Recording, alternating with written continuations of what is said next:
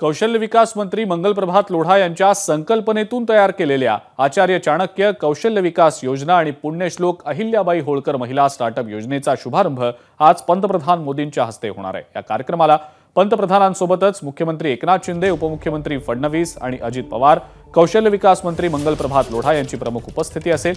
या सगळ्याचाच आढावा घेतलाय आमचे प्रतिनिधी सुशांत सावंत यांनी।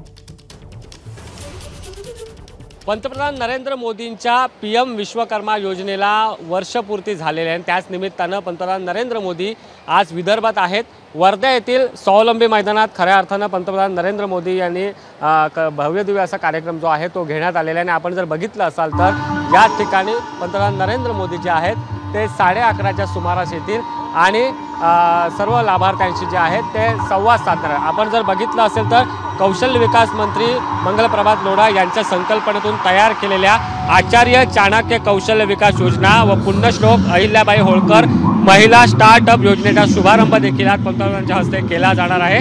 आगामी विधानसभा निवडणुकीच्या दृष्टीने पंतप्रधान नरेंद्र मोदी यांच्या या दौऱ्याला महत्त्व प्राप्त झालं आहे। याआधी पालघर असेल, जळगाव असेल या ठिकाणी पंतप्रधान नरेंद्र मोदी आले होते, जनतेशी संवाद साधला होता आणि आज थेट विदर्भात पंतप्रधान नरेंद्र मोदी येणार आहेत, जनतेशी संवाद साधणार आहेत। नेमकं पंतप्रधान नरेंद्र मोदी काय बोलतायत ते देखील पाहणं महत्त्वाचं असणार आहे। राज्याचे मुख्यमंत्री एकनाथ शिंदे, उपमुख्यमंत्री देवेंद्र फडणवीस, उपमुख्यमंत्री अजित पवार यासोबत महाराष्ट्रातील महत्त्वाचे मंत्री जे आहेत ते या ठिकाणी उपस्थित राहतील।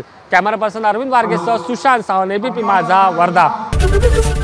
एबीपी माझा, उघडा डोळे बघा नीट।